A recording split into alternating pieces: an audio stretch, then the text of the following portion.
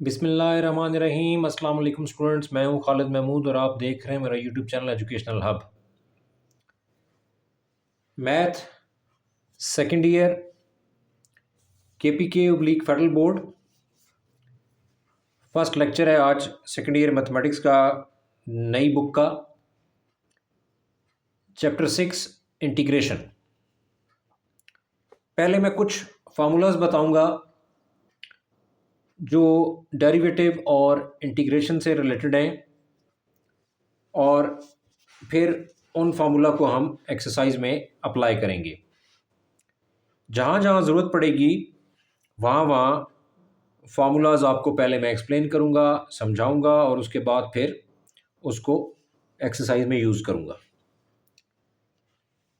सबसे पहले power formula for derivative of X power N, यानी आपके पास अगर कोई वेरिएबल एक्स वाई जी कोई भी वेरिएबल है, उसकी कोई पावर एन है, तो आप उस वेरिएबल की एन पावर का डेरिवेटिव कैसे फाइंड करेंगे। मैं कहता हूं कि let y equal to X is power N. अब y वेरिएबल x पर डिपेंड कर रहा है, तो जब भी मैं इस x पावर n का डेरिवेटिव लूँगा तो विद रिस्पेक्ट टू x लूँगा, क्योंकि इसमें जो वेरिएबल इन्वॉल्व हो रहा है वो x है। तो y equal to X N का मतलब है कि जब मैं y का डेरिवेटिव लूँगा तो मैं विद रिस्पेक्ट टू x लूँगा, क्योंकि इसमें वेरिएबल x इन्वॉल्व हुआ है। तो y का derivative with respect to x होता है d by D x of y, और इसी तरह ये with respect to x derivative मैंने लेफ्ट साइड का लिया तो अब मैं राइट साइड का भी लूंगा, तो d by D x of x raise to the power n। Left पे dy by D X as it is, और राइट पे ये जो पावर फंक्शन का डेरिवेटिव होता है उसको कैसे सॉल्व करते हैं कि जो पावर होती है वो पहले आ जाती है, यानी n पहले आ जाएगा और वेरिएबल की पावर जो है उसमें से एक पावर जो है वो लेस या रिड्यूस हो जाएगी, यानी n पावर पहले आ जाएगी और वेरिएबल की पावर n में से एक पावर या 1 जो है वो सब्ट्रैक्ट हो जाएगा।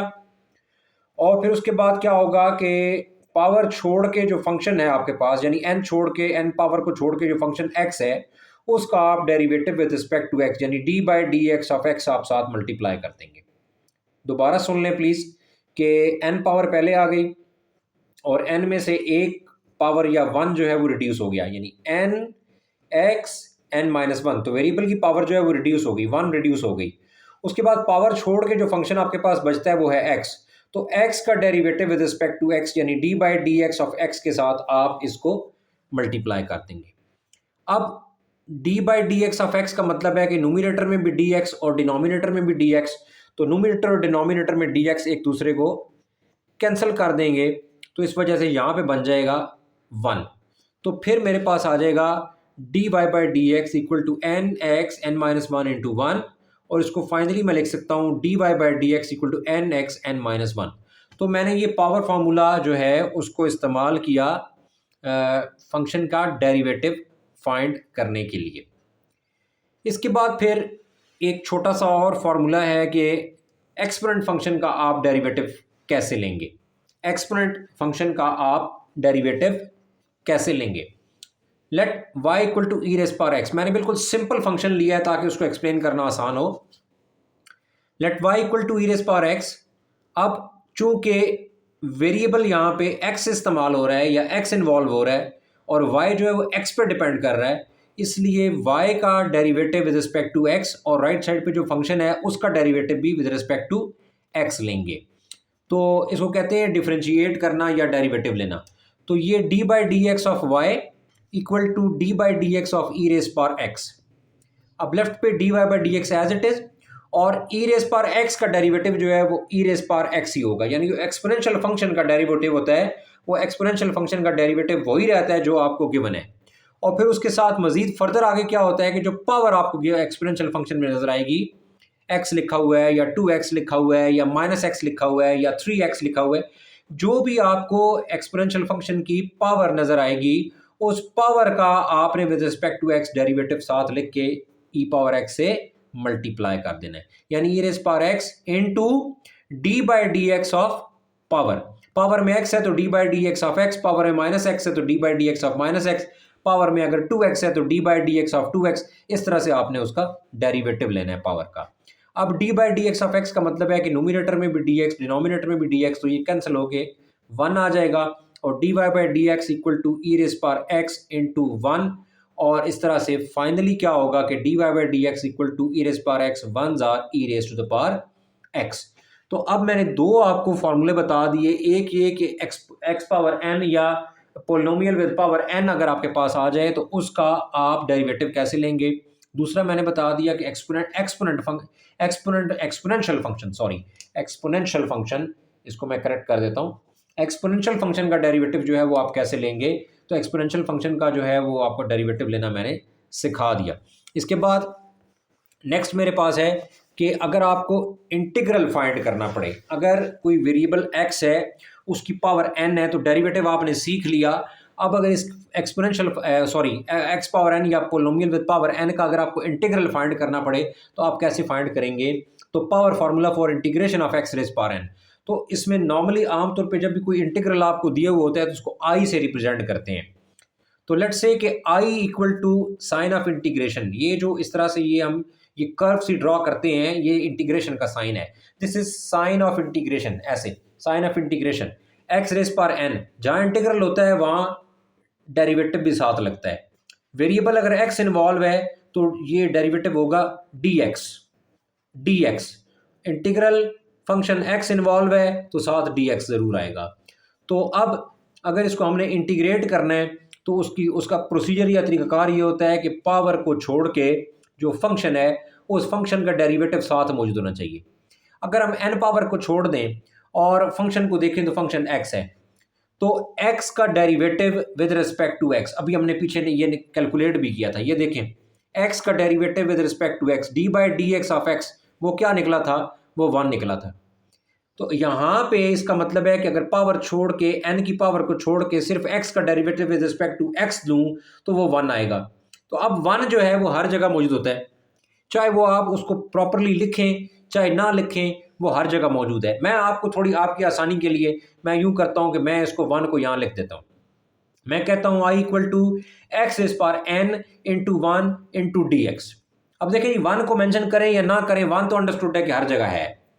तो अब ये एक्स रेज पावर एन यानी पावर एन छोड़ के एक्स का डेरिवेटिव साथ 1 मौजूद है, डी एक्स है, इंटीग्रल है। तो as per formula of integration कि जब किसी फंक्शन का पावर छोड़ के डेरिवेटिव साथ उसके मल्टीप्लाई हो रहा हो और डी एक्स हो और इंटीग्रल हो, तो उसको इंटीग्रल को सॉल्व करने के लिए क्या करते हैं कि उसकी फंक्शन की पावर में एक इजाफा कर देते हैं या एक 1 जो है वो ऐड कर देते हैं, और जो नई पावर बनती है फंक्शन की उस नई पावर से उस फंक्शन को डिवाइड भी कर देते हैं। और चूंकि इंटीग्रेशन का साइन अब ख़त्म हो गया तो एक कांस्टेंट ऑफ इंटीग्रेशन यहाँ पे हमारे पास मैथमेटिक्स में आता है जिसको हम प्लस सी कहते हैं। तो एक्स रेज पावर एन के साथ पावर एन पावर छोड़ के डेरिवेटिव 1 मौजूद है, तो मैं लिखूंगा एक्स रेज पावर एन और उसकी पावर प्लस 1 करके इंक्रीज कर दूंगा, और जो नई पावर होगी यानी x raise power n plus 1, जो मेरे पास 1 इंक्रीज करके नई पावर बनी एन प्लस 1, उस नई पावर एन प्लस 1 पे मैं डिवाइड भी कर दूंगा, साथ प्लस सी कर दिया। अब इससे क्या हुआ, इंटीग्रल खत्म हो गया, डी एक्स खत्म हो गया और एक्स रेज पावर एन और 1 सॉल्व होके नई फॉर्म में आ गए, और इंटीग्रेशन का साइन खत्म होने से कांस्टेंट ऑफ इंटीग्रेशन प्लस सी जो है वो बीच में आपको एक नई टर्म नजर आ जाएगी। इसके बाद है जी integration of exponential function, integration of exponential function. तो एक्सपोनेंशियल फंक्शन को इंटीग्रेट कैसे करेंगे, जिस तरह मैंने पीछे ये आपके सामने आपको स्क्रीन में नजर आ रहा होगा, ई रेज पावर एक्स का मैंने डेरिवेटिव लिया था, अब मैं ई रेज पावर एक्स का इंटीग्रल ले रहा हूँ। तो इसको मैं लिखता हूँ कि आई को मैं इंटीग्रल के साथ शो करता हूँ, I equal to E raise power x d x. बड़ा क्लियरली आपको नजर आ रहा है कि exponential function e raise power x है, साथ कुछ भी नहीं है तो 1 है साथ एटलीस्ट, ठीक है, और डी एक्स भी साथ है। अब जिस तरह से एक्सपोनेंशियल फंक्शन का डेरिवेटिव जो है वो एक्सपोनेंशियल फंक्शन खुद है, इसी तरह से एक्सपोनेंशियल फंक्शन का जो इंटीग्रल है वो एक्सपोनेंशियल फंक्शन खुद होगा। यानी एक्सपोनेंशियल फंक्शन का चाहे आप डेरिवेटिव लें, एक्सपोनेंशियल फंक्शन का चाहे आप इंटीग्रल लें, वो एक्सपोनेंशियल फंक्शन खुद जो है वो अपने आप को एक दफ़ा फिर रिपीट ज़रूर करता है। डेरिवेटिव में ये है कि जो पावर है उसके डेरिवेटिव को साथ मल्टीप्लाई कर देते हैं, और इंटीग्रेशन में ये होता है कि एक्सपोनेंशियल फंक्शन की जो पावर है उस पावर का डेरिवेटिव लेके उसको डिनोमिनेटर में एक्सपोनेंशियल फंक्शन के ऊपर डिवाइड कर देते हैं। यानी जब ई रेस पावर एक्स का इंटीग्रल लूँगा तो ई रेस पावर एक्स ही आएगा, और पावर में एक्स है तो एक्स का derivative with respect to x वो आएगा 1। तो जो पावर का डेरिवेटिव होता है 1 जैसे यहाँ पे आएगा, तो पावर के डेरिवेटिव के ऊपर आप क्या करेंगे, एक्सपोनेंशियल फंक्शन को डिवाइड कर देंगे। यानी ई पावर एक्स इसी तरह लिख के, और पावर का डेरिवेटिव 1 तो e raise power x over 1 और आगे प्लस सी, तो ये कांस्टेंट ऑफ इंटीग्रेशन। ये जो है आपके पास d by D x of x, ये आपने इसको अलग से इसको लिख दिया ताकि क्वेश्चन के साथ मिक्स ना हो, आप लोगों को कन्फ्यूजन ना हो, ये अलग चीज़ है, ये अलग चीज़ है। तो बहरहाल ई रेस पावर एक्स बाई 1 और प्लस सी, 1 कहाँ से आया कि जो पावर एक्स थी उसका derivative with respect to x लिया, वो 1 बनता है, और उस डेरिवेटिव के ऊपर e x divide by derivative of function या डेरिवेटिव ऑफ पावर। अगर इधर 2x होता पावर में तो 2x का डेरिवेटिव 2 लिखते, अगर पावर में माइनस एक्स होता ई रेस पावर माइनस एक्स तो माइनस एक्स का डेरिवेटिव होता -1। अब चूंकि पावर में x है तो x का डेरिवेटिव 1, तो 1 पे क्या कर देंगे, ई पावर x को डिवाइड कर देंगे। तो ई पावर x को अगर 1 पे डिवाइड करेंगे, डिनोमिनेटर में 1 हो तो उसको मेंशन नहीं करते, तो e raise power x over 1 जो है ई रेस पावर x ही है, आगे प्लस सी। तो ये इंटीग्रल जो है वो एक्सपोनेंशियल फंक्शन वाला मैंने आपके लिए सॉल्व कर दी है। अच्छा, इसके बाद फिर इंपॉर्टेंट चीज़ एक है, वो क्या है कि कांस्टेंट फंक्शन। कांस्टेंट फंक्शन जो है उसमें वो ए बी सी हो सकता है, वो कोई पॉजिटिव नेगेटिव नंबर हो सकता है, वो कोई पॉजिटिव नेगेटिव फ्रैक्शन हो सकती है, उसको आप उसका डेरिवेटिव और इंटीग्रल कैसे लेंगे। तो सबसे पहले मैं कहता हूं कि जी लेट y इक्वल टू 1। अब इस 1 को हम कंसिडर कर सकते हैं with variable t, with variable x, with variable z, कोई भी वेरिएबल ले सकते हैं। 1 का मतलब ये है कि वेरिएबल की पावर 0, 1 का मतलब है वेरिएबल की पावर 0, तो इसलिए इसको कांस्टेंट 2 1 2 -1 1/3 -1/3 1/2 3/2 एनीवे जो भी है, इसको किसी भी वेरिएबल के साथ आप कंसिडर कर सकते हैं कि 1 जो है वो x के साथ भी रख सकते हैं, 2 के t के साथ रख सकते हैं, z के साथ रख सकते हैं, बहरहाल आपकी मर्जी है। तो y इक्वल टू 1 हम कंसिडर करते हैं ये कि ये पॉलिनोमियल इन x की टाइप है। तो मैं इसको फिर क्या करूंगा कि जब ये इसको मैं x के साथ कंसिडर करता हूं कि ये x की तरह का कोई पॉलिनोमियल है, तो मैं इसको कहता हूं कि ये आप y को डिफरेंशिएट करेंगे विद रिस्पेक्ट टू x, या y का डेरिवेटिव लेंगे विद रिस्पेक्ट टू x। तो d by D x of Y equal to D by D x of constant.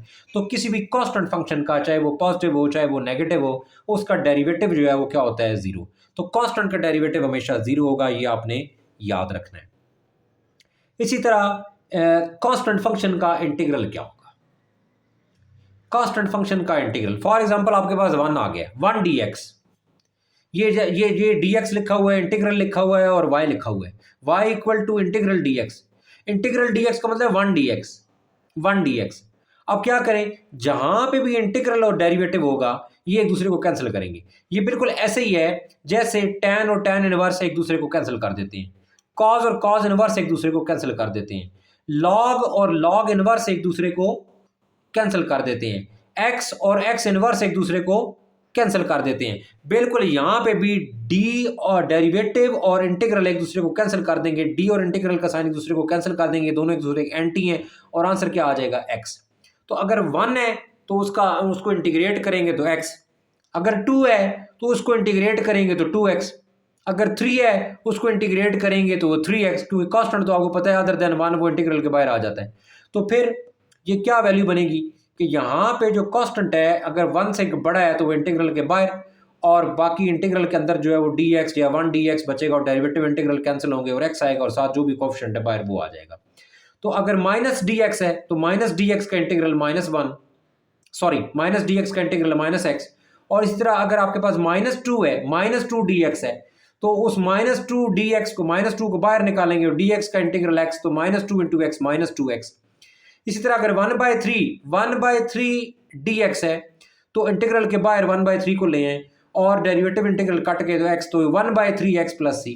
तो जो भी आपके पास कांस्टेंट नंबर होता है x dx के साथ, उस कांस्टेंट नंबर को आप इंटीग्रल के बाहर लिख के डेरिवेटिव इंटीग्रल काट के साथ x मल्टीप्लाई करके आगे प्लस c लिख लेंगे। तो इस तरह से हम कांस्टेंट टर्म का डेरिवेटिव और इंटीग्रल फाइंड कर सकते हैं। तो ये चंद चीज़ें थी जो मैंने आपके साथ शेयर की हैं। मज़ीद भी कुछ फार्मूलाज, कुछ डेरिवेटिव के, कोई इंटीग्रेशन के, जहाँ जहाँ ज़रूरत पड़ेंगे इंशाल्लाह मैं आपके साथ ज़रूर शेयर भी करूँगा, आपको एक्सप्लेन भी करूँगा और उसको मैं कहीं ना कहीं एक्सरसाइज के अंदर अप्लाई भी करूँगा। अब मैं एक्सरसाइज 6.1 की तरफ जो है वो जा रहा हूँ और एक्सरसाइज 6.1 को स्टार्ट करते हैं। तो अब क्वेश्चन 1 मेरे पास एक्सरसाइज 6.1 का इंटीग्रेशन का चैप्टर है, सेकंड ईयर मैथमेटिक्स है, केपीके ऑब्लिक फेडरल बोर्ड। जो केपीके बोर्ड के बच्चे हैं जो प्रोविंस के अंदर पेपर देंगे, केपीके बोर्ड के अंदर मर्दान बोर्ड है या जैसे पेशावर बोर्ड है, तो वो जो हैं वो भी उनकी ये बुक जो है वो उनके लिए ये नोट्स सूटेबल हैं, फ़ायदेमंद हैं। ये उनकी किताब मैं सॉल्व करवाऊँगा, वो इससे फ़ायदा उठा सकते हैं। और इसके साथ फेडरल बोर्ड के जो बच्चे हैं जिनको केपीके की बुक एफबीआईएससी ने रिकमेंड की हुई है, वो भी इस बुक के नोट से फ़ायदा उठा सकते हैं, क्योंकि फेडरल बोर्ड का जो मेजर पेपर होगा, जो मेजर पोर्शन होगा पेपर का, वो इसी बुक में से बनेगा जो उनको कॉलेजेस में रिकमेंड करवाई गई है। तो बाकी एसएलओ बेस की बुनियाद पे बाकी किताबों में से, बाकी प्रोविंसेस की बुक्स में भी पेपर बन सकता है, लेकिन ज़्यादा जो चांसेस हैं पेपर बनने के, वो इसी बुक से बनेगा। फर्स्ट पार्ट से स्टार्ट करते हैं। Integral x cube D x, इसको आप आई की इक्वल करना चाहें कर सकते हैं, कोई हर्ज नहीं है। आई की इक्वल नहीं करना चाहते, डायरेक्ट सॉल्व करना चाहते हैं, डायरेक्ट भी कर सकते हैं। तो एक्स क्यूब डी एक्स, तो मैंने आपको कहा था कि 1 अगर नहीं भी लिखा हुआ तो 1 हर जगह मौजूद है। बहरहाल मैंने फिर भी इसको एक दफ़ा यहाँ लिख दिया ताकि जो बच्चे जो हैं वो इसको फर्स्ट टाइम इस लेक्चर को देख रहे हैं, ये इससे पहले उन्होंने इंटीग्रेशन नहीं की हुई, तो उनके लिए थोड़ा आसानी पैदा करने के लिए मैं ये 1 जो है वो साथ मेंशन कर रहा हूँ। तो x cube dot 1 D x, 1 जो है वो हर जगह पे है तो उसको लिख दें अगर, तो कोई हर्ज नहीं है। अब पावर छोड़ के, क्यूब छोड़ के एक्स का derivative with respect to x, तो x का derivative with respect to x, d by D x of x वो 1 होता है। अब पावर छोड़ के x का डेरिवेटिव 1 साथ मौजूद है, dx है, इंटीग्रल है, तो मैं क्या करूंगा, इसको मैं कैसे सॉल्व करूंगा, इसको मैं लिखूंगा x raise to the power n+1 over n+1+c। ये बिल्कुल वही है जो है अभी मैंने प्रीवियस पेज पे आपको मैंने वो x raise power n dx integrate करके दिखाया है, वही रूल मैं यहाँ लगा रहा हूँ। उधर n था, यहाँ पे 3 आ गया है, उधर n+1 था तो यहाँ पे 3+1 है। तो बहरहाल मैं वो फार्मूला ही है तो मैं उसी को बार बार रिपीट करूंगा। तो x power 3 into 1 dx integral, तो मैं कहूँगा x raise power n+1 over n+1, क्योंकि पावर छोड़ के फंक्शन का डेरिवेटिव साथ मौजूद है तो पावर में एक ऐड हो जाएगा और जो नई पावर आपकी ऊपर x की बनी है उसी नई पावर पे आप उसको डिवाइड भी कर देंगे और आगे इंटीग्रेशन का साइन खत्म हो गया, dx खत्म हो गया, तो आप कांस्टेंट ऑफ इंटीग्रेशन c जो है वो ऐड कर देंगे। अब 3+1 4, डिनोमिनेटर में भी 3+1 4, तो ये x 4/4 और आगे प्लस c, तो ये पार्ट नंबर ए का आंसर आ गया। फिर मेरे पास पार्ट नंबर बी है। पार्ट नंबर बी में मेरे पास है इंटीग्रल a+15 dx। आप देखें कि a और 15, a भी कांस्टेंट है, 15 भी कांस्टेंट है, दो कांस्टेंट का सम जो है वो एक नया कांस्टेंट होगा। तो कांस्टेंट टर्म का इंटीग्रल के साथ कोई ताल्लुक नहीं है, उसको इंटीग्रल के बाहर आना चाहिए। तो कांस्टेंट टर्म a+15 को मैं इंटीग्रल के बाहर ले गया हूँ, एज अ कोफिशिएंट कह लें, एज अ कोफिशिएंट या एज अ नंबर या एज अ आप कह लेंगे जी कांस्टेंट इंटीजर कह लें, जो भी कहना चाहते हैं। तो ये मैं बाहर आ गया और अंदर बन गया 1 dx। 1 dx को भी मैंने प्रीवियस पेज पे इंटीग्रेट कराया है। 1 dx का मैंने बताया कि डेरिवेटिव इंटीग्रल कैंसिल हो जाएंगे और 1 इंटू एक्स 1x वो आपके पास आ जाएगा, आगे प्लस c आ जाएगा। अब चूंकि इंटीग्रल के बाहर कोफिशिएंट जो है वो a+15 है, तो लिहाजा a+15 एज इट इज आएगा। डेरिवेटिव इंटीग्रल कट जाएंगे, साथ x इसके मल्टीप्लाई हो जाएगा, और चूंकि डेरिवेटिव और इंटीग्रल खत्म हो गया, इंटीग्रेशन का साइन खत्म हो गया, तो कांस्टेंट ऑफ इंटीग्रेशन c जो है वो इसके अंदर ऐड हो जाएगा। तो ये मेरे पास पार्ट नंबर बी का आंसर है। अच्छा, अब मैं एक और फॉर्मूले की तरफ आपको लिए चलता हूँ। वो फार्मूला जो है वो क्या है, वो है कि आपके पास अगर कोई लॉग में फंक्शन दिया हो, derivative of log function ln log का मतलब ln, तो अगर लॉग फंक्शन आपको दिया हो तो आप उसका डेरिवेटिव कैसे लेंगे। देखें जी, सबसे पहले मैं कहता हूं जी कि एक सिंपल लॉग फंक्शन में ले रहा हूं, सिंपल मैं कहता हूं जी लॉग ऑफ एक्स में ले रहा हूं, y equal to log of x. इस y equal to log of x को लेने के बाद मैं इस क्योंकि इसमें वेरिएबल x इन्वॉल्व है तो y का डेरिवेटिव मैं विद रिस्पेक्ट टू x लूंगा, और राइट साइड पे जो लॉग ऑफ x है उसका डेरिवेटिव भी मैं विद रिस्पेक्ट टू x लूंगा। तो y का derivative with respect to x लेने का मतलब है कि d by D x of y, और इसी तरह लॉग ऑफ x का derivative with respect to x लेने का मतलब है कि d by D x of log of x। तो ये d by D x of y जो है ये बनेगा d Y by D x equal, और d by D x of log of x जो है उसको जब आप सॉल्व करेंगे तो वो बनेगा पहले 1/x, और फिर उसके साथ जो है 1/x बनने के बाद ये मैंने लॉग ऑफ एक्स का डेरिवेटिव है, ये लॉग ऑफ एक्स का डेरिवेटिव है 1/x, और फिर उसके बाद x का डेरिवेटिव क्या होगा, मल्टीप्लाई करेंगे 1/x के साथ D by D x of x को, यानी लॉग छोड़ के जो x है उसका डेरिवेटिव फिर साथ मल्टीप्लाई करेंगे। तो log ऑफ x का डेरिवेटिव 1/x और फिर multiply D by D x of x। अब चूंकि D by D x of x जो है वो न्यूमिनेटर में dx, डिनोमिनेटर में dx कैंसिल होकर 1 आ जाएगा, तो 1 इंटू 1/x और 1 इंटू 1/x जो है वो 1/x है, तो d Y by D x of log of x का आंसर क्या आया 1/x। अब एक चीज ध्यान में रखनी है कि किसी फंक्शन का जो डेरिवेटिव निकलता है अगर उस डेरिवेटिव वाली वैल्यू को दोबारा इंटीग्रेट कर दें तो वो जो ओरिजिनल फंक्शन था जहां से आपने स्टार्ट किया वो निकलेगा। यानी अगर मैं 1/x का इंटीग्रल ले लेता हूं विद रिस्पेक्ट टू x, यानी 1/x इंटीग्रल dx अगर मैं लेता हूं तो वो मुझे log of x मिलेगा, लेकिन साथ जो है वो एक कांस्टेंट ऑफ इंटीग्रेशन जो है वो प्लस c जो है वो बीच में ऐड हो जाएगा। बहरहाल चलें इसको यहाँ पे अभी मैं अप्लाई करना, मैंने इसको पार्ट नंबर सी में तो अप्लाई करते हैं। देखें जी 1/5x dx, अब 1/5 जो है ये कांस्टेंट है, तो 1/5 को मैं इंटीग्रल के बाहर लेके जा रहा हूँ और मेरे पास अंदर जो इंटीग्रल के अंदर वैल्यू बची वो एक 1/x बची और एक dx बची।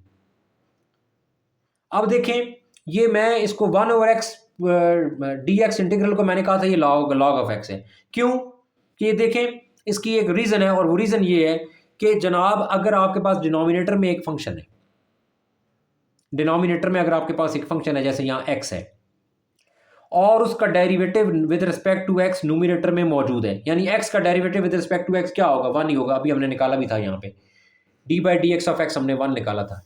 तो x का derivative with respect to x अगर 1 है जो कि न्यूमिनेटर में मौजूद है तो फंक्शन के साथ लॉग लग जाएगा और इंटीग्रेशन का साइन खत्म हो जाएगा।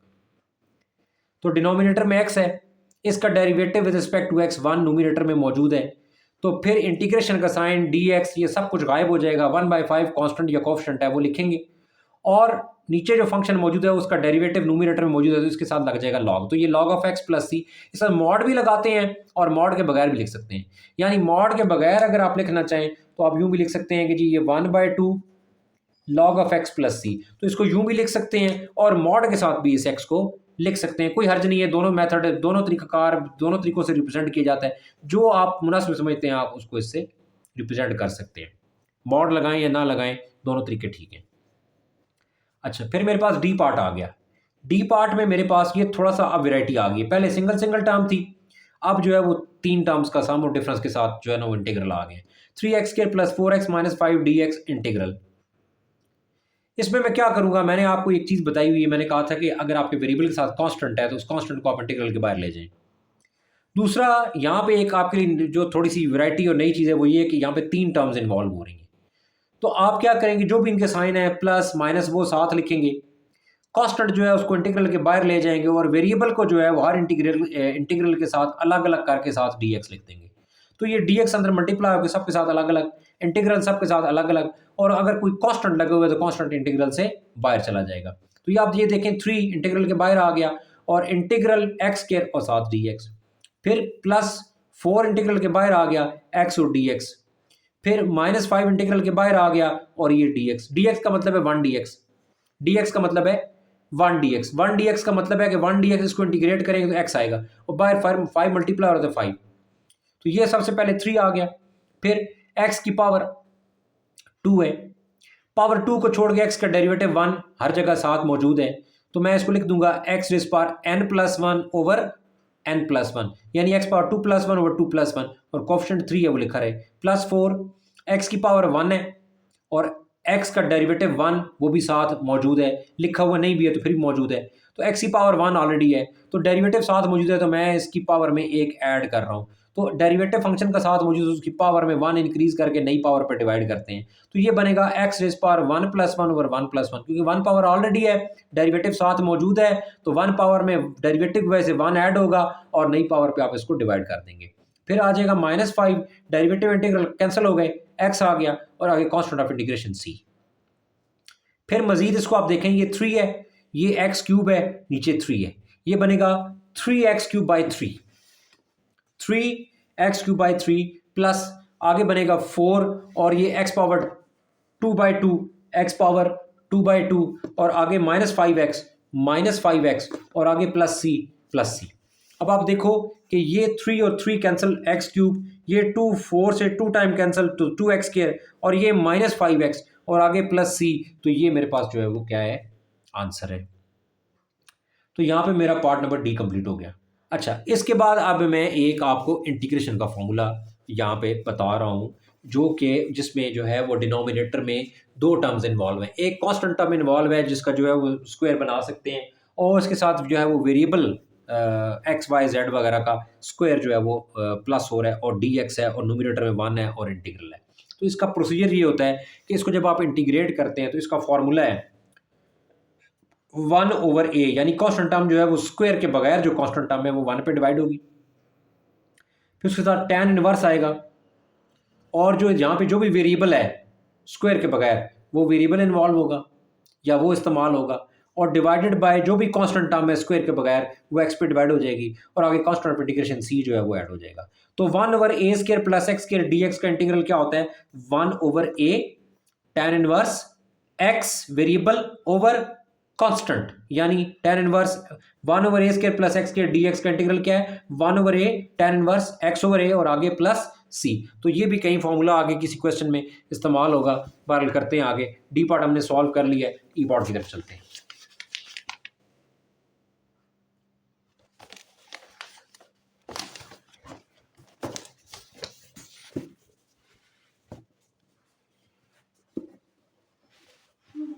ई पार्ट में 1 + 3t × t³ dt। अब ये t³ जो है ये अंदर मौजूद ब्रैकेट में मौजूद दोनों टर्मों के साथ मल्टीप्लाई होगा, इंटीग्रल अलग अलग आएगा और dt साथ आ जाएगा। तो t³ 1 सा t³ इंटीग्रल और dt अलग, प्लस ये 3 आ जाएगा, t1 और 3 मल्टीप्लाई होके same basis multiply power add होती है, 3 and 1 4 और dt आ गया और इंटीग्रल अलग हो गया। अब t³ है तो पावर 3 को छोड़ के इसका डेरिवेटिव साथ 1 मौजूद है, तो डेरिवेटिव जब साथ 1 मौजूद हो तो फिर आप इसको क्या करते हैं, n+1/n+1, यानी t³ 3+1/3+1, और इसी तरह +3 लिख के t⁴ है और साथ डेरिवेटिव 1 मौजूद है, तो t⁻n+1 यानी 4+1 डिवाइड बाई n+1 यानी 4+1, और आगे कांस्टेंट ऑफ इंटीग्रेशन c आप ऐड कर देंगे। तो ये बनेगा t4/4 plus 3 t 4 and 1 5 4 and 1 5 3t 5/5 और प्लस c। तो ये आपके पास पार्ट नंबर ई जो है वो उसका सॉल्यूशन या आंसर आ गया। अच्छा जी, इसके बाद आप आ जाए जी पार्ट नंबर एफ के ऊपर आ जाए। पार्ट नंबर एफ के ऊपर आप आ जाए, ये आएगा 1/x³ dx। डिनोमिनेटर में x की जो पावर है वो +3 है, इसको न्यूमिनेटर में ले जाएं। न्यूमिनेटर में जब कोई फंक्शन लेके जाएं डिनोमिनेटर से उठा के, तो उसकी पावर पॉजिटिव है तो नेगेटिव हो जाएगी, नेगेटिव है तो पॉजिटिव हो जाएगी। तो ये नीचे x+³ था या +3 था, तो ऊपर आके जो है वो x पावर -3 होगी, साथ dx हो गया। अब पावर जो भी है इसको छोड़ के आप x का डेरिवेटिव साथ देखें तो 1 मौजूद है, नहीं भी लिखा हुआ तो फिर भी मौजूद है। तो x⁻³ को पावर छोड़ के x का डेरिवेटिव 1 है, तो डेरिवेटिव साथ है तो फंक्शन में 1 ऐड करेंगे और पावर में 1 ऐड करेंगे और उस नई पावर पे डिवाइड भी करेंगे। तो ये बनेगा x⁻³ + 1 ओवर -3 + 1, और आगे constant of integration c add हो जाएगा। अब -3 + 1 होता है -2, तो x⁻², डिनोमिनेटर में -3 + 1 होगा -2। अब आपके पास ऊपर कोएफिशिएंट देखें ना तो यहाँ पे पॉजिटिव है और नीचे नेगेटिव है, तो plus divide by minus, final answer किस में आएगा, माइनस में। ऊपर कोएफिशिएंट क्या है 1, नीचे है 2, x पावर -2 ऊपर है, डिनोमिनेटर में आएगी x पावर +2 और आगे कांस्टेंट ऑफ इंटीग्रेशन c जो है वो साथ ऐड हो जाएगा। फिर मेरे पास आ गया जनाब अली g। मैंने एक्सपोनेंशियल फंक्शन आपको इंटीग्रेट करना भी सिखाया है और उसका डेरिवेटिव भी आपको सिखाया है, तो उसको आप इस्तेमाल करते हैं कि एक्सपोनेंशियल फंक्शन को आप इंटीग्रेट कैसे करेंगे, उसको अभी हम इधर अप्लाई कर रहे हैं।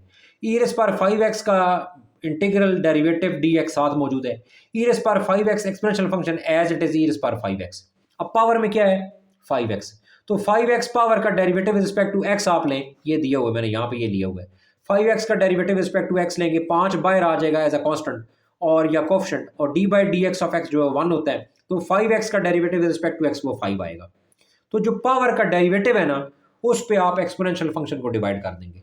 तो e रेज़ पावर 5x का integral e rays power 5x और पावर का डेरिवेटिव आया 5, तो उस पे आप एक्सपोनेंशियल फंक्शन को डिवाइड करेंगे, इंटीग्रल का साइन खत्म, dx खत्म और कांस्टेंट ऑफ इंटीग्रेशन c जो है वो इसमें ऐड हो जाएगा। तो ये एक छोटा सा पार्ट था जो सॉल्व कर लिया। h पार्ट की तरफ आप आएँ, इंटीग्रेशन का साइन है, ऊपर 5 है, नीचे 1 + x² dx है। आप देखो कि पहले मैंने अभी पीछे वो tan इनवर्स x वाला फार्मूला कराया आपको, उसमें था 1/a² + x² dx इंटीग्रल। यहाँ पे अगर आप a² देखें ना तो उसकी जगह 1² है, 1 का स्क्वायर 1, 1 का क्यूब 1, यानी ज़रूरत पड़े तो स्क्वायर ले लें, ज़रूरत पड़े तो क्यूब ले लें, तो उसने वैल्यू ने तो चेंज कोई नहीं होना, उसने 1 ही रहना है। तो इसको अगर मैं कंपेयर करूँ 1/a² + x² के साथ, तो a की जगह यहाँ पे 1 आ गया, a की जगह यहाँ पे 1 आ गया, तो ये आ जाएगा 5, जो आपका कांस्टेंट है, कोएफिशिएंट है 5, वो यहाँ आ जाएगा। और क्या आएगा जी, और आएगा 1/a। अब चूंकि a की जगह पे 1 इस्तेमाल हुआ है, 1/a का मतलब है 1/1, 1/1, 5 1/1 या 1/a tan इनवर्स x/a, तो a की जगह 1, तो 1/1 1 tan इनवर्स x/a या tan इनवर्स x/1, तो tan इनवर्स x/1 भी क्या होगा, tan इनवर्स x ही होगा। तो कोएफिशिएंट 1/1 1 और tan इनवर्स x/1 वो tan इनवर्स x, और बाहर जो नंबर इंटीग्रल के बाहर था वो 5 था, तो आप 5 लगाएं और 1/1 + x² dx इंटीग्रल को लिख दें tan इनवर्स x, और आगे इंटीग्रेशन खत्म होगी तो कांस्टेंट ऑफ इंटीग्रेशन c जो है वो बीच में ऐड हो जाएगा। इसके बाद मैं आ रहा हूं जी आई पार्ट की तरफ। आई पार्ट जो है वो मेरा इस क्वेश्चन का लास्ट पार्ट है। आई पार्ट की तरफ मैं आता हूं, उसके बाद मेरा ये क्वेश्चन कंप्लीट हो जाएगा। आई पार्ट में है t³ और इंटू t² और साथ dt और इंटीग्रेशन का साइन। t³ इंटीग्रेशन के अंदर t³ t² का मतलब है t रेज़ पावर 1/2 और साथ dt। अब देखिए ये सेम बेसिस मल्टीप्लाई हो रही है तो इनकी पावर्स ऐड हो जाएंगी। t को 1 टाइम लिखेंगे और पावर 3 और 1/2 ऐड हो गई, 3 + 1/2 dt।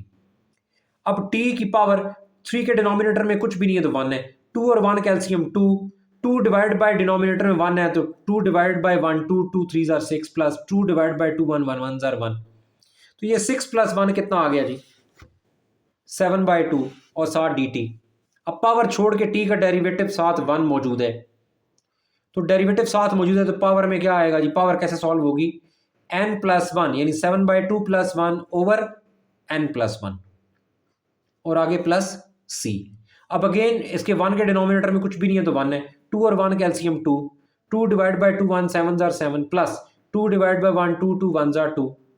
सेम यही काम डिनोमिनेटर में करें, 2 और 1 कैल्शियम 2, 2 डिवाइड बाय 2 1 1 7 ज़ार 7 प्लस 2 डिवाइड बाय 1 2 2 1 ज़ार 2, तो t raise to the power 7 + 2 9/2 और नीचे कांस्टेंट में फ्रैक्शन 9/2 और आगे प्लस c, और जो डिनोमिनेटर का डिनोमिनेटर होता है ये न्यूमरेटर में चला जाता है, तो 2 ऊपर चला जाएगा, 2 t रेज़ पावर 9/2 डिनोमिनेटर में 9 और आगे constant of integration plus c। तो यहाँ पे मेरा क्वेश्चन नंबर 1 जो है वो कंप्लीट हो गया। टाइम की कमी की वजह से मैं इस इतना ही आज आपके लिए जो है वो सॉल्यूशन करूँगा, इससे ज़्यादा मेरे पास वक्त की गुंजाइश नहीं थी। तो इंशाल्लाह कोशिश करेंगे कि अगले लेक्चर में जो बाकी रिमेनिंग क्वेश्चन है वो सारे मुकम्मल करके एक्सरसाइज को कंप्लीट कर दें। तो उम्मीद है कि मेरा लेक्चर आपको पसंद आया होगा और अच्छे तरीके से आपको समझ भी आ गया होगा।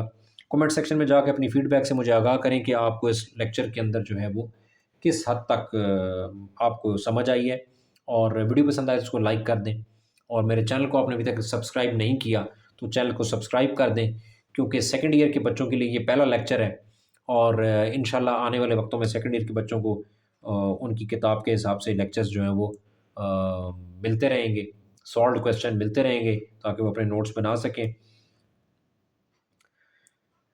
अपना और अपने इस चैनल का ख्याल रखिएगा। अब तक के लिए इतना ही, इंशाल्लाह ताला बहुत जल्द अगले लेक्चर में मुलाकात होगी।